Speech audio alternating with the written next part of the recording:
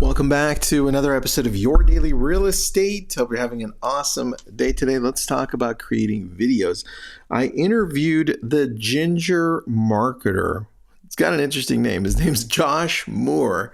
He's British and he teaches some great stuff. Plus, he's got a British accent. Who doesn't like that, right? He talked to me today about quite a few things, but two things stood out that I want to share with you, specifically about creating videos so that hopefully you can struggle less with it over the next 2025. What is that? 12 months. And number one, he said, some of the most important pieces that we miss in creating video is what we're saying at the very beginning. In other words, hooks. And he gave some great advice here that I want you to pay attention to. I want you to write it down, or I want you to at least keep it in mind. And that's that curiosity really drives you to wanting to know more, especially when it's at the beginning of the video. And he gave examples. He says, you should be giving me the punchline at the very beginning. You should really tell me a story, and then tell me what happened. And I gave an example after I kind of understood where he was going. I'm like, dude, I've got a whole bunch of stories for you about things that have gone crazy. I said, I think I get what you're saying.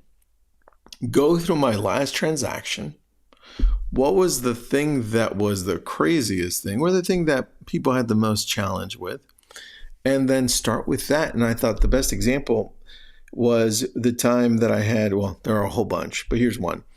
The time that we're doing an appraisal, we're doing an FHA loan, and the appraiser tells me, hey, listen, I'm not going to be able to let it pass the FHA appraisal if we don't get this fence painted, because it's just, I can't let it go through with this. And nobody had the time to paint it, so I had to go to Home Depot, grab a white paint bucket, a brush, and start painting, and then send a picture to the appraiser.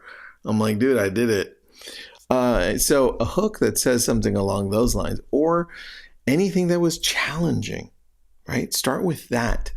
I remember the time I remember the time when I had to paint a whole fence in order to close a transaction. Yeah, crazy, right? So something like that. Or the time when I had so I'm representing the seller. I had a buyer request $100,000 in repairs off of a $600,000 home, right? So a hook like that, right? Just reword it so it's very catchy. That's the idea. And I thought, man, this is great. You've given me a better understanding of grabbing a story, the challenges I had in this episode, in this transaction, in this interaction between whoever it was. But the most challenging piece, and starting with that. How easy is that? Much easier. Number two, how often do we post?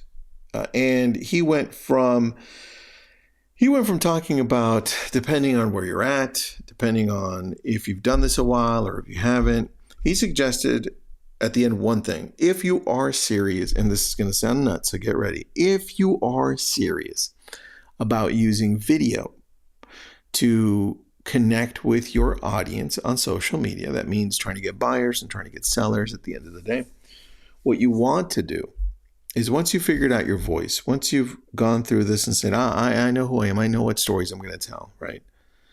You're going to have to post 3 to 5 times a day. And that's a challenge for a lot of people, because some people aren't even posting once a week, right? And so this is where you have to get comfortable in throwing out as much as you can. And I think that's where we lose a lot of people, like 3 to 5 times a day. Now, if you're not serious, if you're just getting started, I would say, if you're just getting started, then posting 3 times a week, getting your feet wet, but knowing that at the end of this span that you've got, 3-6 months, your goal is to start posting 1 a day. And then maybe towards the end of the year, if you want to treat this slowly, progressively getting into a groove, and you want to do 3 a day at the end of the year, awesome. I usually start reverse. I'm like, you know what, 3 a day, screw it, let's go, 3 a day, right? I'm just going to go all in, but is it sustainable? That's the challenging part. I don't know that it is for a lot of you. So when you're looking at this, make sure that you're telling stories and you're starting with the juiciest part of the story at the beginning to hook people. And we've all got stories. It's just a matter of feeling comfortable enough to tell the story. Obviously, no names. And if you feel uncomfortable at any point, go ask your broker. Run it through them and be like, how's this story? No names. Anyway, that helped me a lot. I enjoyed talking to Josh Moore, the Ginger Marketer. Follow him on TikTok. Have an awesome day.